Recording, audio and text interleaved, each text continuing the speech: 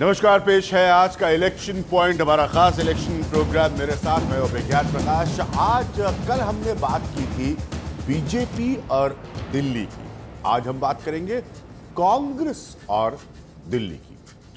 सबसे पहले मेरे पॉइंट्स इस मसले पर। कांग्रेस अक्सर ये आरोप लगाती है कि गुजरात में बीजेपी नहीं बल्कि नरेंद्र मोदी की पार्टी है।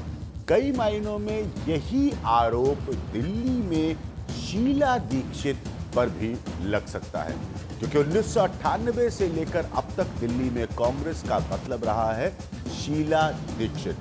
शीला दीक्षित के खिलाफ कभी भी कोई बड़ा चेहरा कांग्रेस की तरफ से विरोध में सामने नहीं आ पाया। कभी सीटें बढ़ी, कभी सीटें कम हुई, लेकिन शीला दीक्षित कांग्रेस की सरकार बनाने में हमेशा कामयाब रही। इसके बावजूद कि पिछले 5 सालों की सरकार पर बहुत गंभीर आरोप लगे, लेकिन कांग्रेस में कभी भी शीला दीक्षित को हटाने की कोई गंभीर मुहिम नहीं सामने आई। आज भी तमाम सर्वेज में शीला दीक्षित की लोकप्रियता बहुत कम होती नहीं नजर आती। दिल्ली वो शहर है जिसने अन्ना के आंदोलन से लेकर दिल्ली गैंगरेप तक का आम आदमी का गुस्सा सड़कों पर देखा, लेकिन इसका असर भी शीला दीक्षित सरकार पर नहीं दिखा। इसलिए ये चुनाव शीला दीक्षित का सबसे बड़ा टेस्ट है। ना सिर्फ उनके व्यक्तित्व का यह इम्तिहान है, अब दिल्ली में एक नई सियासी ताकत आम आदमी पार्टी के तौर पर भी सामने आ चुकी है। बीजेपी सोचती है कि केंद्र की महंगाई और प्याज जैसे मुद्दे शीला दीक्षित को चोट पहुंचाएंगे। ये बीजेपी के लिए सबसे अच्छा मौका है शीला दीक्षित को दिल्ली की सत्ता से बाहर करने का। बीजेपी के उम्मीदवार डॉक्टर हर्षवर्धन के मुकाबले शीला दीक्षित की शख्सियत अभी भी बहुत बड़ी नजर आती है। अगर इस चुनाव में शीला दीक्षित वापस दिल्ली पर काबिज होती हैं, तो ये वाकई यकीन मानिए सियासी इतिहास रचने जैसा होगा।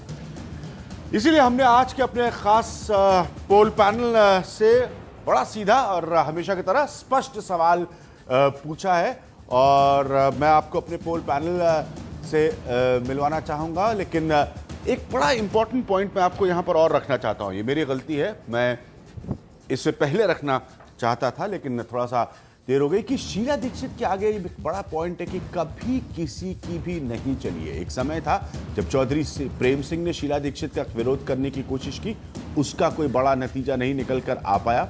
एक समय था जब जेपी अग्रवाल ने शीला दीक्षित का विरोध करने की बड़ी कोशिश की, उसका कोई नतीजा नहीं निकल कर आया।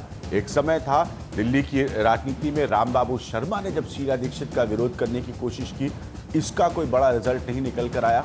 एक समय था जब सुभाष चोपड़ा ने शीला दीक्षित का विरोध करने की कोशिश की, उसी समय पर कहा जाता है कि 3 ताकतवर चेहरों की एक तिकड़ी थी जो शीला दीक्षित का विरोध कर रही थी।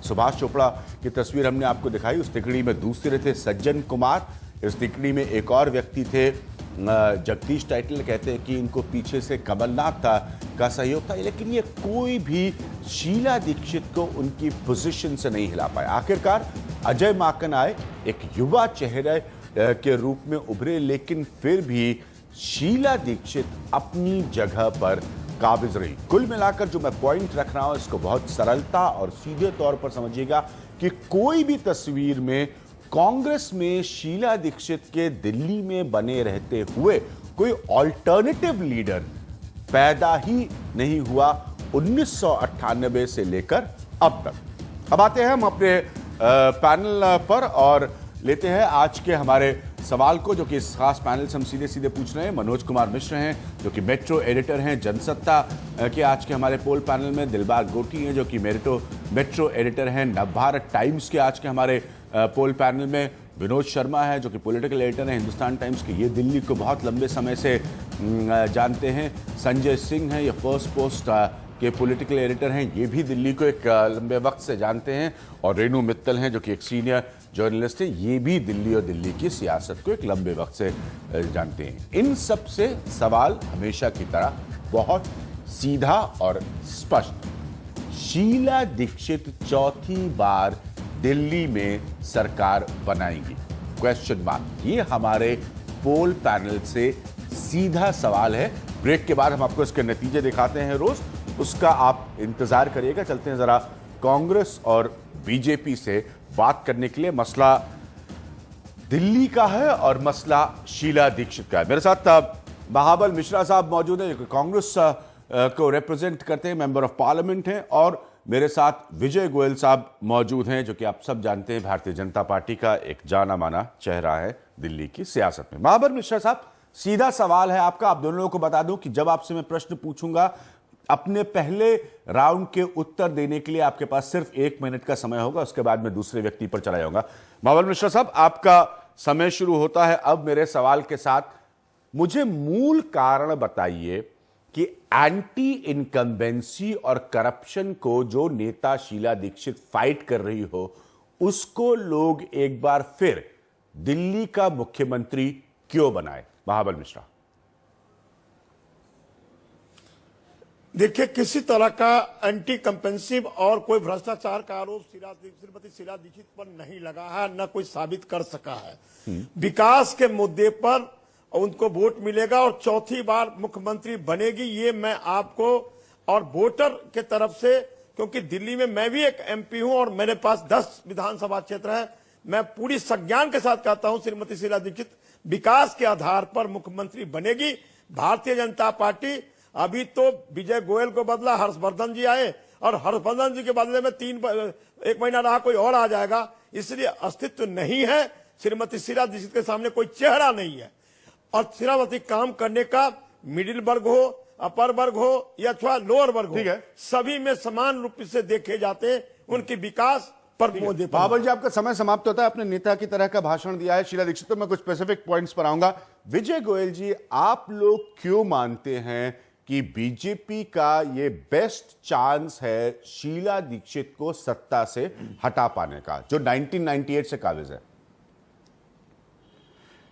देखिए, पिछले 15 साल से कांग्रेस शासन कर रही है दिल्ली के अंदर, और इस समय दिल्ली की जनता जो जूझ रही है वो इन्फ्लेशन से, करप्शन से, इलेक्ट्रिसिटी के दामों से, वाटर की स्केर्सिटी से और लॉ एंड ऑर्डर प्रॉब्लम से, महिलाओं की सुरक्षा से भी। तो मैं समझता हूं कि आज महंगाई इतनी है और भ्रष्टाचार इतना है, और इसके बाद बिजली पानी के मुद्दे के ऊपर एंटी इनकम्बेंसी कांग्रेस के खिलाफ है। लोग बदलाव चाहते हैं और बदलाव के लिए भारतीय जनता पार्टी आएगी। नरेंद्र मोदी जी का जो फैक्टर है वो बहुत काम करेगा। उसका मतलब ये है कि बीजेपी आएगी तो दिल्ली के अंदर विकास करेगी।